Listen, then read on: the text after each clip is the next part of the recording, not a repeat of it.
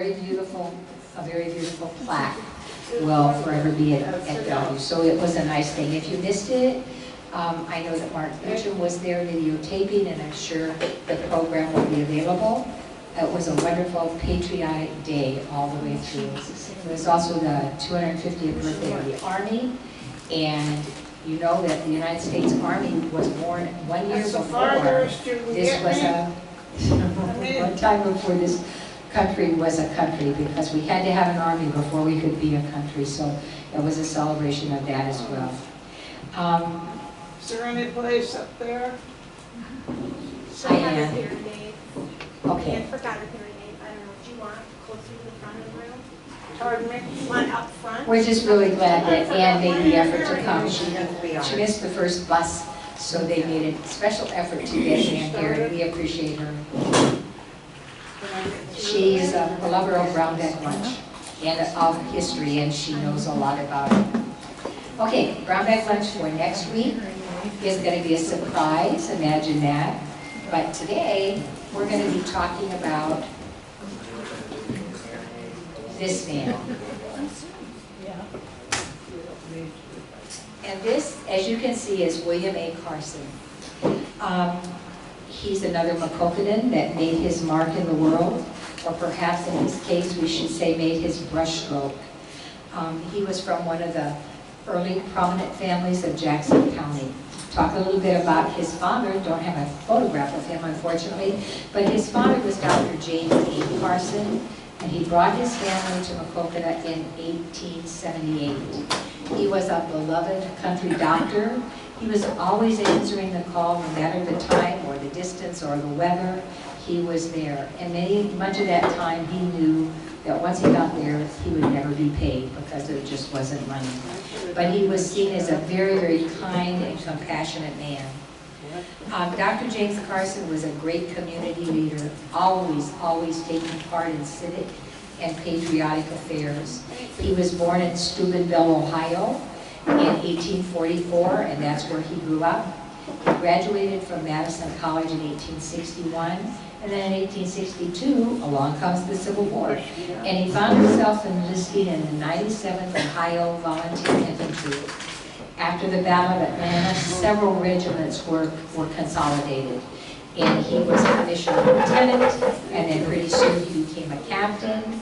And he served as an aide to General D.E. Stanley until he was mustered out of the service September 14th of 1865. A year later, April 5th, 1866, Dr. James Carson, not yet a doctor, married Sarah Graingar. And they lived in Pennsylvania for 2 years. And that is when William A. Carson, the subject of our brown bag lunch today, was born. In 1868, they moved to DeWitt, where James did various jobs. He became a farmer in Benton County, but nothing seemed to work. Somewhere in the middle, he took his whole family and went for a number of years to Colorado. But eventually, he went to Hanman Medical College of Chicago. And his first practice was in Grand Mound, Iowa, before he had even graduated from medical school. And to us today, that sounds very strange, but back in the day, that was very common, to open your office and have your practice established before you even graduated from medical school, if you even went to medical school. Once he did graduate in 1878, he came to Maquoketa, where he was in continuous practice of medicine. Sarah, his wife, died in 1904, and in 1906, Dr. Carson married Ella Stevens. And he continued to practice in Maquoketa until 1918, when he and his wife went to spend the winter in California. And while he was in California, he was taken ill, and he died in Los Angeles at the age of 82. But Dr. Carson, first child of Dr. James and Sarah Carson, was born in 1867 in Pennsylvania. His siblings were Frank C., Dr. L.B. Carson, whom we've talked a lot about before because he was the one who founded the Iowa Sanitarium in Maquoketa, a brother James A., a sister Mabel, and a sister Flora. And though most of his boyhood, his early childhood at least, was spent in Colorado, he lived among the Indians. And he grew to love, and they influenced him greatly. And Native Americans became the subject of most of his painting in later years. And like I said, the Carson family came to Maquoketa in 1879 when Will was 12 years old. So, we don't have a lot of Carson's paintings in the museum. This painting is typical. This is an online painting, the one that I took from online. But it's typical of Carson paintings. We know from his family that this gift, his artistic gift, came naturally to him. We know that he had never taken an art lesson in his entire life. And his nephew said that he remembers him drawing sketches of things when he was still in his high chair. He painted in all mediums throughout his life, though the majority of his work he used charcoals and oils, and he was known for portraits, landscapes, wildlife, religious, and his Native American paintings. And the society has two of his paintings. One scene is on the wall going up the back stairs. It is far too large to bring over here. Many of his paintings were really large. And then I brought the painting that you see in front of you. This belongs to the Historical Society. It's simply signed Carson, 1905, and it was donated in 2017 by Don and Arlene Wolf, who many of you will remember. He went along with his career until World War I, and during World War I, we know that he was south of Chicago. And there he used his shooting skills, because he was definitely an outdoor kind of guy, to train Native Americans in sharpshooting so that they could participate in the war. During that time, he even invented a part for a gun. He's known to have operated an art school in Chicago, where he taught up to 40 or 50 students at one time. And he devised a system to mass produce his original paintings. First, he would paint the picture. That picture would then be photographed, and many copies would be printed in black and white. And then he hired the most promising of his art students. Each would take a photograph, black and white, and using the original as a model, they would paint over it. It was kind of seen as a forerunner of paint by number, maybe, that kind of thing. Well, the originals were always signed by Carson and commanded quite a bit of money. The ones that were painted by the students were always unsigned. And so when you, or if you go to an auction or go online and you see Carson's paintings, it'll always say signed or unsigned. And if it's unsigned, then you know that it was one of those. So, in the 1920s, Will Carson worked with the Chicago Portrait Company, and it was a lithograph publishing company that distributed specialized works of art and calendars and things like that throughout the entire country. And during that time, he traveled extensively. And this is just a picture from online, one that's on sale today, and it's amazing to me how many, I mean, he's been gone a very long time, how many of his paintings, his actual paintings, are still circulating around and are still being bought at auctions today. And like I say, during the time that he was doing this, he traveled for the company, and that's where he got ideas for his different paintings and that sort of thing. The other thing he did was he formed partnerships with many Chicago area department stores to sell his artwork. This was kind of different for artists, and one such business was called Carson, Peary, and Scott. Have you ever heard of that? I had never heard of that. So I had to look it up. It was an American department store chain founded in 1854. It grew into 50 stores, and it lasted till 2006. And he also did many paintings for Marshall Fields, that I didn't know about. And he worked with a very famous photographer by the name of Frank Wolfell, among many others. So in his personal life, Will Carson married Ida French. She was from Maquoketa as well. I don't know for sure, I think that her father was the man known as Frenchie's that was always at the Emerson blacksmith shop, always hanging out there. And so I think that that was her father. William and Ida had 2 children, one boy named Earl. He grew up, had a very successful business career. And Mildred, whom I haven't been able to find very much about, was supposedly became a talented artist in her own right. I know very little about her. So after he retired, he had just a long career, and after he retired, Will and Ida lived with their son Earl in Parkridge, Illinois. And then in 1942, they all moved to Los Angeles, Carmel, where all the artists go, right?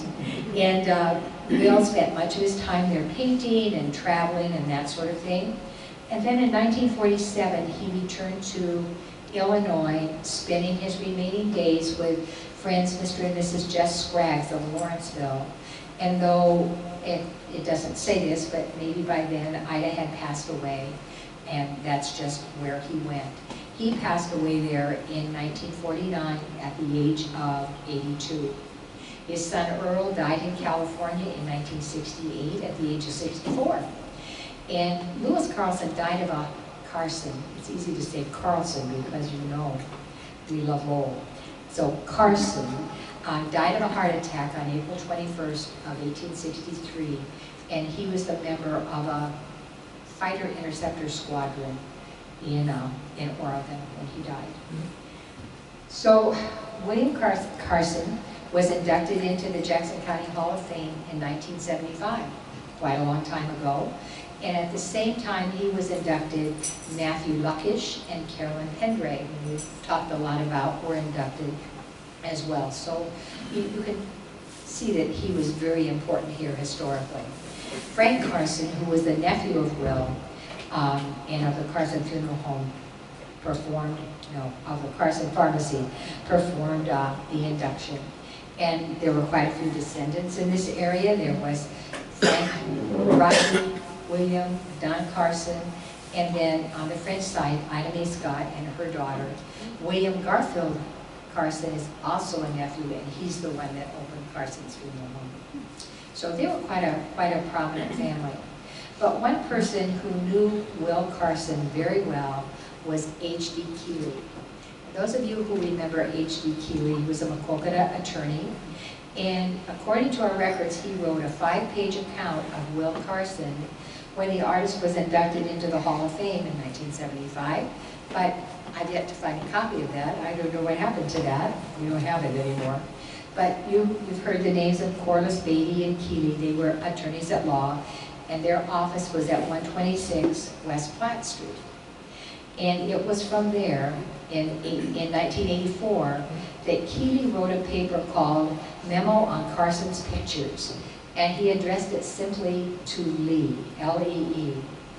I tried to decide who Lee might be. I thought of Lee Buckner, because he's a relative, and possibly it was Lee Buckler. It also could be Hillis Lee, who was a partner of Asher Schrader. Is that right? I think he was Asher's partner. He was an attorney here, and so it makes sense that it might have been him. I guess there's really not much of a way to find out. Hillis Lee, of course, is long gone. He had one daughter who's long gone, who had one daughter who passed away, and to the Historical Society and the Genies came all of their belongings. It seems like boxes and boxes, if you remember, of things. And I tried to they were up in the Genie room for a long time as we sorted through them. And I tried to rack my brain to see if I remembered a painting being among that.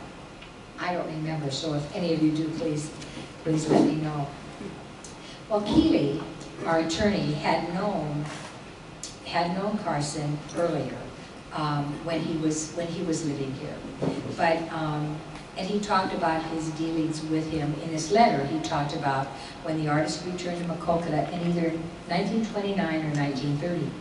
He came back, as Keeley remembered, to recuperate from some type of illness. And while he was here, he had a studio over Buckner's undertaking parlor. and that was on the second floor of the building on the corner of Pleasant and Main Street, southeast corner. So, according to him, first of all, it was Barney Ely's Saloon, and I'm sure you remember that. After that, it was Peckosh and Lawson Law Office, so now I begin to see where, I mean, the Islanders store is there today, right there on the corner, and it's just across from where the green space is, next to the Voy Theater.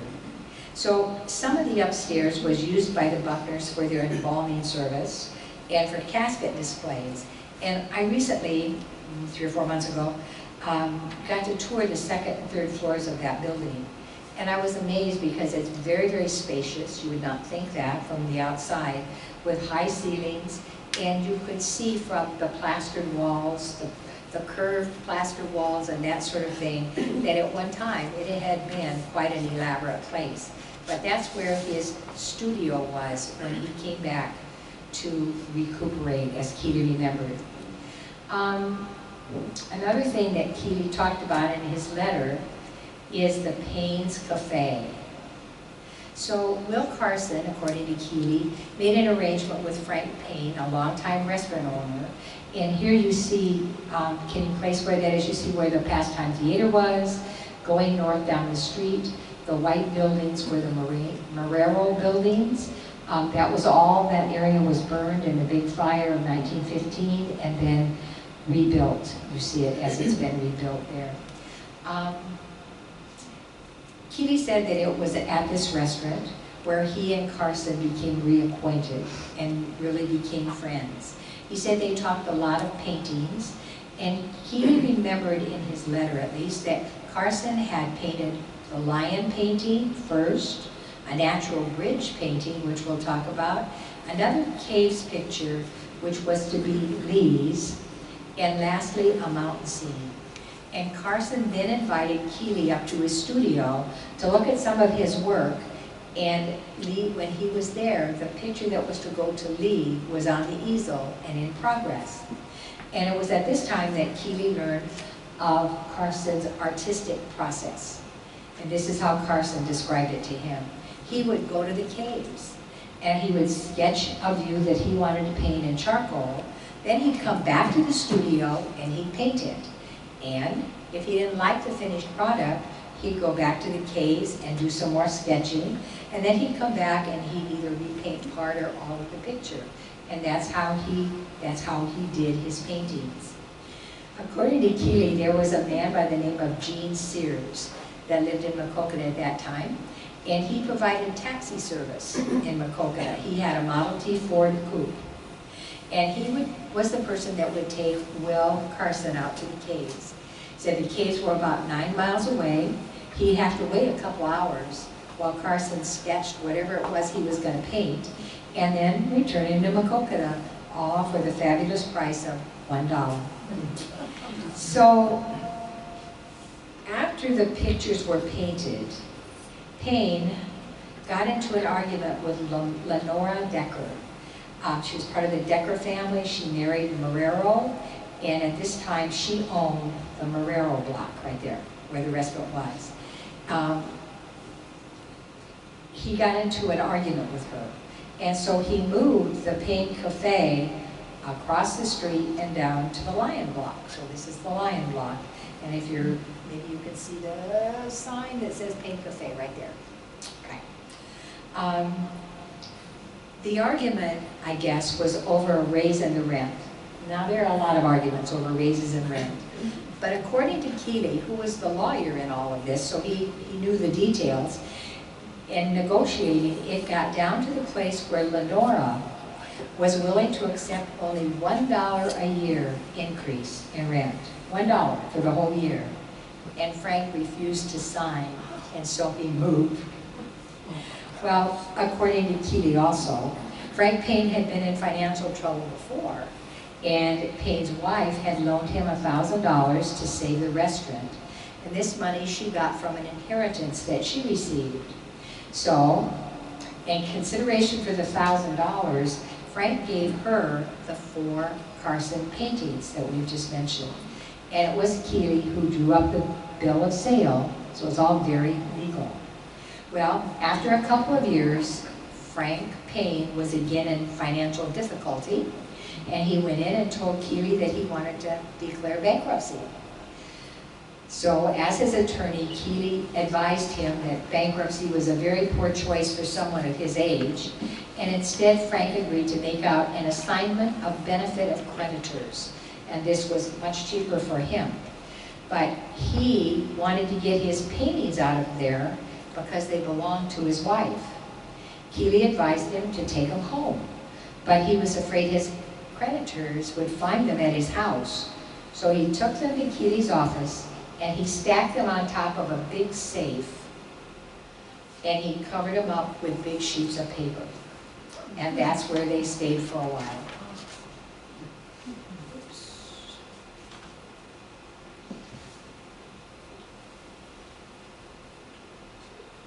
Sorry, my numbers aren't all right. After the assignment, we'll hope this is right, if not.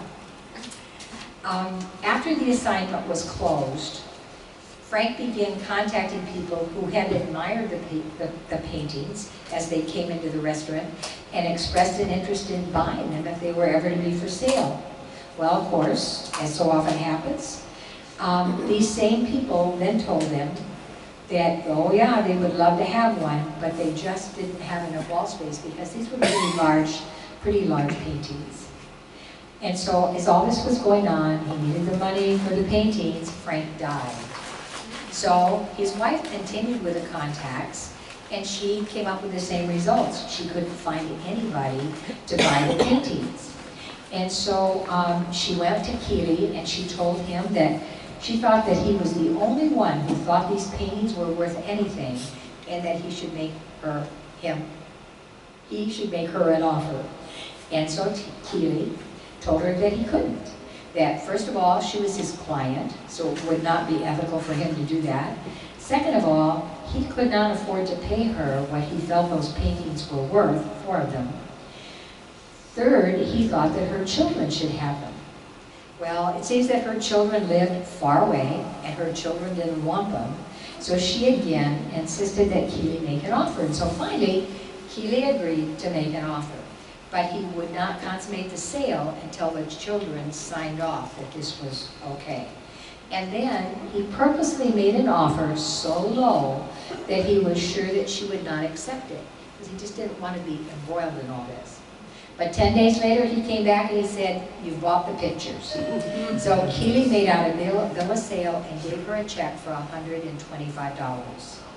Well, in some of the things that I read in our files, he had investigated and found out that one of the frames alone was worth over $500. That was just one of the frames. And so he got a really, really good deal. But he tried to be upfront about it.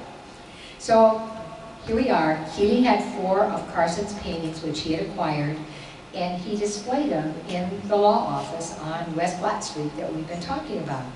The Natural Bridge painting from the Maquoketa Caves Park, another scene from the Maquoketa Caves, a mountainous canyon Indian camp, and something he called King Lion. Today it's so easy to say Lion King because of the movie, but he calls it King Lion. He enjoyed visiting with the people who came into his office looking at the paintings, and they were a great conversation piece. And he said that almost everyone that came in picked the big mountain scene as their favorite. And he said very few selected the Natural Bridge or the one that was supposed to be Lee's, and practically no one admired the lion. Okay, does anybody remember this? This is the Natural Bridge postcard, and it's been around for a very long time. The Chamber of Commerce borrowed the Natural Bridge picture from Keeley and made a photo of it to use in brochures and advertisements and things like that. Keeley expressed his feeling that they needed to include the entire painting, including the frame, so that it would stand out. But the Chamber of Commerce didn't do this. They used just the photo. And using just the photo, it was kind of unremarkable, and it didn't go very far. So Keeley, who owned the painting, had Bill Flegel, who many of you remember, make up some extra large postcards, including the frame, and included the statement on the back, that you see there on the back, as well as the fact that the original on display was at his office. And, though I didn't get them out, I brought a couple. So that's what they look like. And I bet you've seen this before. They were very, very nice. In fact, one day last week, someone came into someone who from away, Oklahoma I believe, came into the museum asking if we had any of these for sale. And how he knew we had them, I don't know, but he came, oops, sorry. He came in and we did buy one. Okay, so just after he did this, and they were put out there, postal regulations changed, and all of a sudden these cards were too large to be sent as a postcard. And so that kind of put a damper on things. And so Keeley says in his letter that he gave the balance of the postcards to the Jackson County Historical Society and suggested that they give one to anyone who would donate $1 to the Hurstville project, which was underway at the time.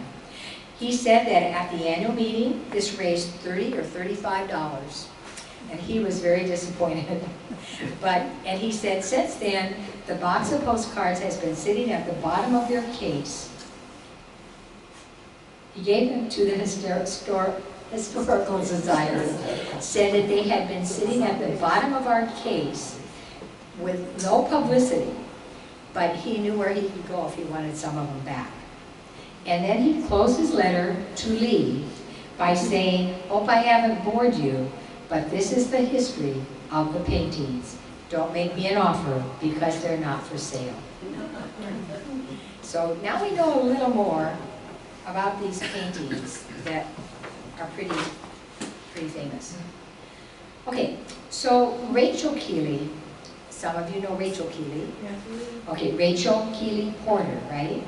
So she was H.D. Keeley's daughter, and she has, from childhood, really fond memories of these paintings.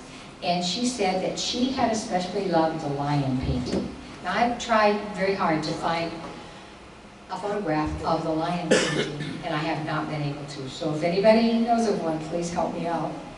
Rachel said that she had loved that painting in her dad's office for as long as she can remember.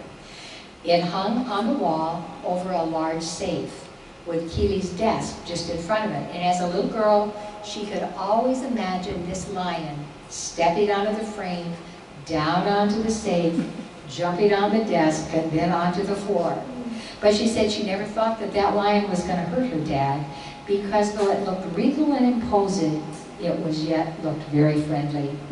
And so after her father's death, Rachel owned the 4 paintings that we're talking about. And they were at her home near Iowa City. I don't remember the name. She's a longtime Jackson County Historical Society member, but I don't remember exactly where she lived, except it was near Iowa City. Well, not long ago, 3 or 4 months maybe, Rachel passed away. And so recently her daughter, whose name is also Rachel, came into our office upstairs, and she brought some donations from her mom. And Rachel then would have been H.D. Keeley's granddaughter, right? But it gave me the opportunity to kind of learn firsthand where some of these 4 Carson paintings might be, because they're pretty important to Jackson County, and I think we should know. Well, this is what the granddaughter had to say. She said, first of all, she could only remember there being 3 paintings, because now she's the granddaughter, remember, quite a bit younger. So possibly the one painting went to Lee, either Lee Buckner or Phyllis Lee or whoever Lee is. And so she could only remember 3. Then she told me that her brother, Monty Porter, does anybody remember him? He must have grown up around here. Monty Porter would soon be, I guess soon then after Rachel's estate was settled, would be the owner of the Natural Bridge painting and the other caves painting. And he resides now in Missouri City, Texas. And I just think it's important to talk to him, which I've been trying, to find out what he knows about all of this. I asked her about the lion, the king lion painting, and she said she was unsure what happened to that.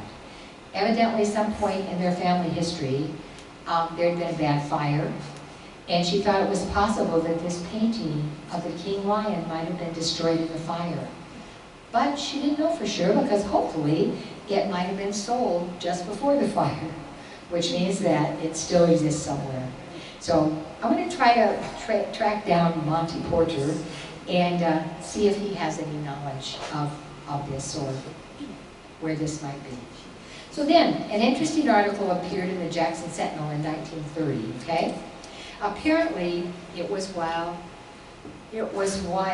William Carson was back here recuperating, and he was painting up above Buckner's, and he each week would put a different oil painting on display in the window of Krebs clothing store.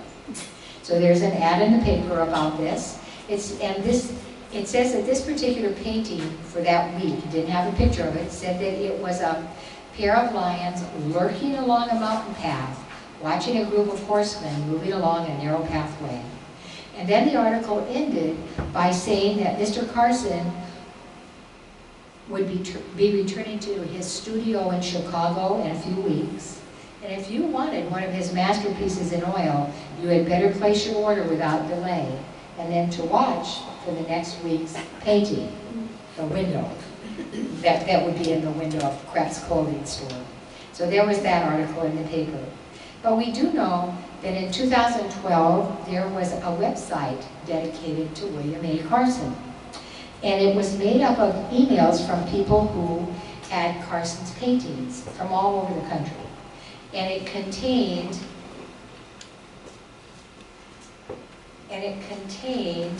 information and misinformation. And it was surprising to me that it included, there were little posts by different people saying, well, I have a painting that's signed by Carson, and I want to know how much it's worth, and on, and talking a little bit about the painting. But there were 4 posts by Bob Keeley.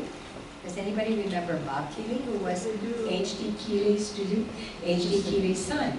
Well, do you remember? Well, of course, because I worked at the Lemoore Beauty Salon. That's why I came to the website. Oh, It was okay. right next door to the salon, so, bam.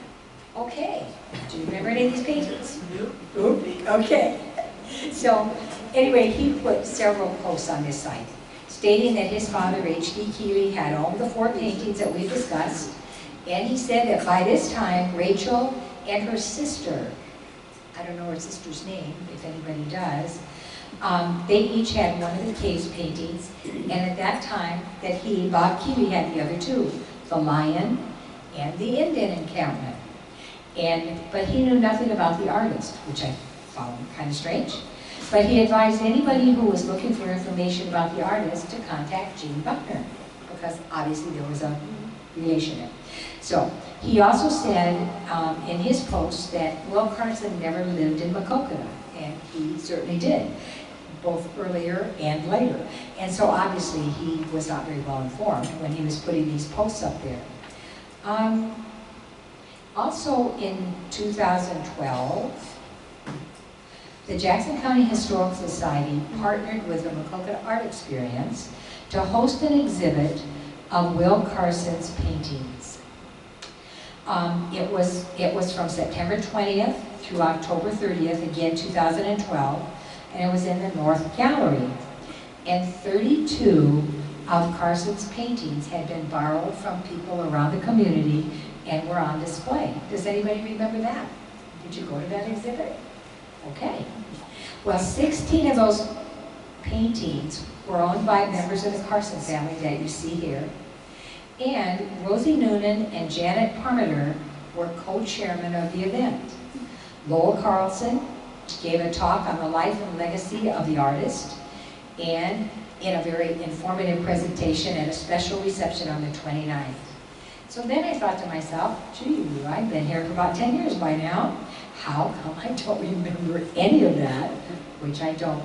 But then I decided, it was during the time I was in IOC with Mitch, so Rosie was running things, and it was all good, and it must have been a great success. So we have a couple, now these pictures that I'm showing you right now, I have stolen from the Macoka Sentinel Press, okay? There's another one of the family. And you can see all of the different paintings on the walls behind.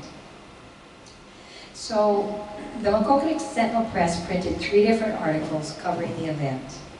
One by Doug Noble, who I called and talked to, but he didn't remember very much about it.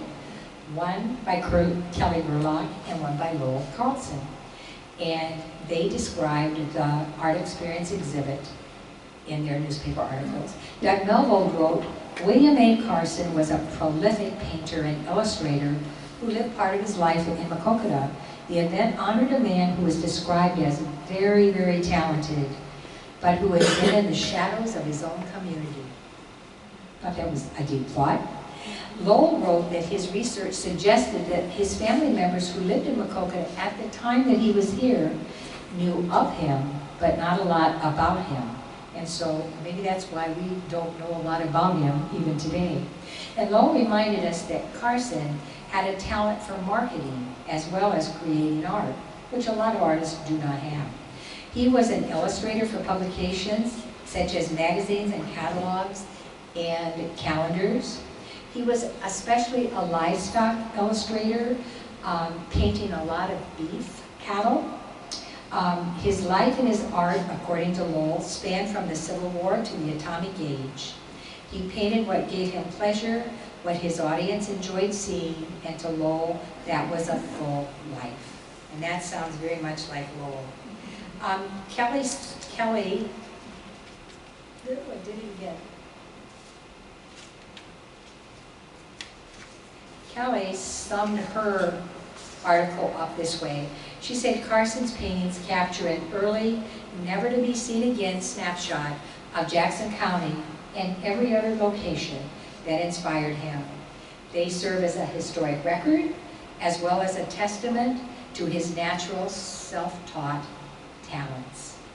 And I have just a couple more pictures. They're not very clear.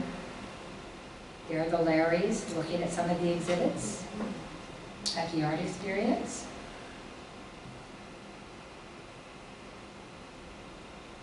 And then I think there's a couple photographs that were in the paper and didn't copy very well.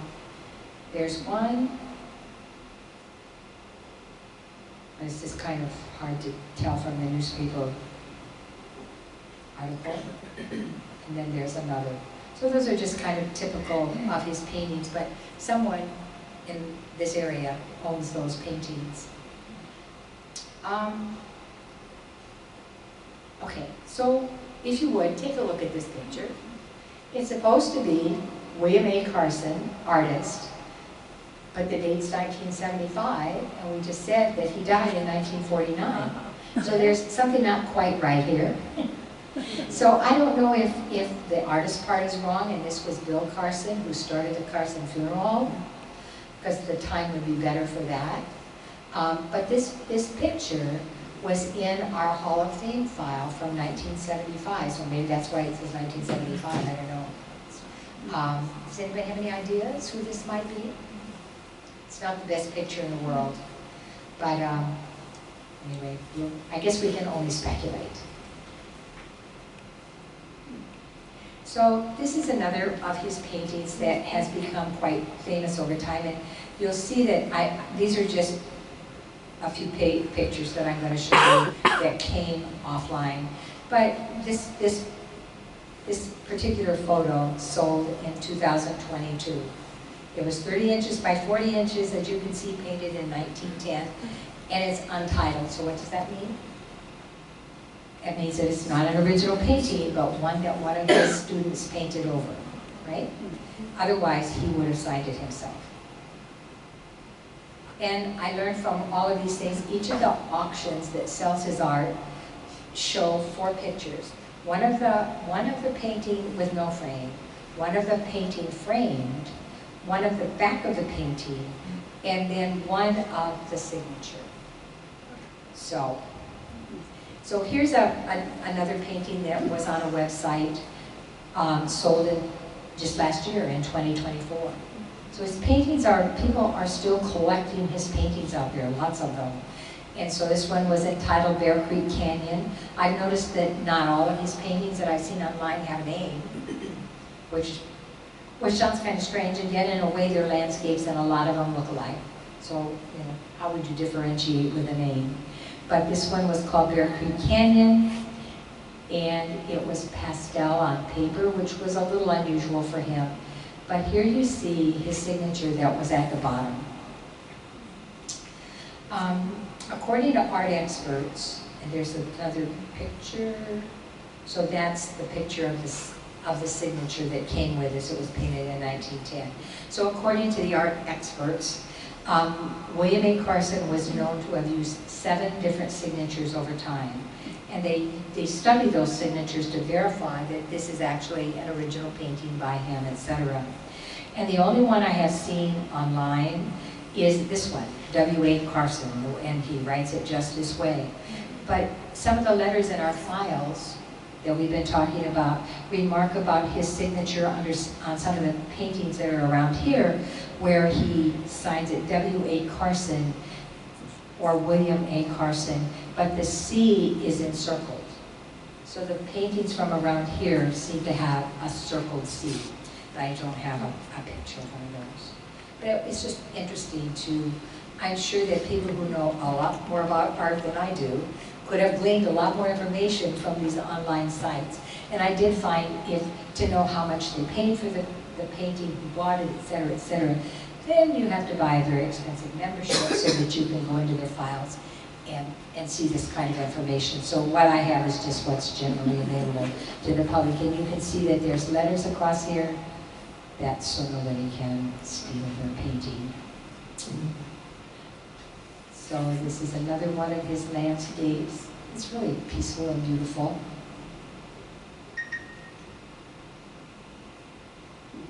And that one, I've never heard the term audible, but that's what it was called. It's supposed to be a thumbnail. A thumbnail. Put an N after the N. And then after, but it obviously stands for an auto scene, right? But I just never heard that word before, but maybe that's just me. And a wooden landscape, again, this one sold in 2024. There's still a lot of active auctions out there selling William A. Carson pictures, and that's pretty neat. And again, there's his signature, pretty much like the other one that we saw. And this was an unsigned beach scene, and that's all it kind of said on that whole site. And I think that's the last one. But isn't it beautiful? And I have noticed that most of his paintings that I found information about, the paintings are in large, very beautiful, ornate frames. And perhaps that's what sets them off. Anyway, and you can see this one has a little metal plaque on it with his name. The others have not. So who knows where this painting is. But I would just ask you, if you know people who have his paintings, and I didn't bother the Carsons and ask who has what and that sort of thing. And I'm sure they still have the 16 paintings in their family that they had, and maybe even more by now. But any information you find about him, if you would just kind of share it with us, it would help our file on one of our Hall of Fame members. So that's William A. Carson in our Hall of Fame. Anybody have any questions that I missed? You mentioned a lion a few times. I'm Yes. assuming you mean a cougar versus an African? I think it's an African lion. Oh. I think. He painted a lot of wildlife, and I just think from what I would know, it didn't say definitively, I think it was a big maned male lion stepping out. I just thought it was neat the way Rachel described it. She could just see it stepping out of the picture, down onto the safe, down onto the desk, and down onto the floor. And how sad that, well, how wonderful that Chief was the one that inherited all these paintings and got to enjoy them.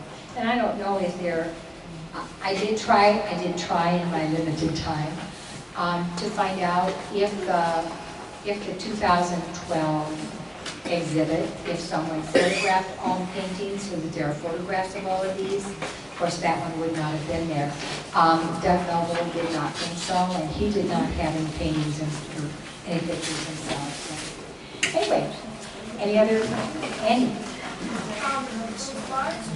Cards. Yes. Does the Historical Society have quite a few of those? Or We have a few. We would start with one or two. We would. But it's just interesting that, you know, all this comes back.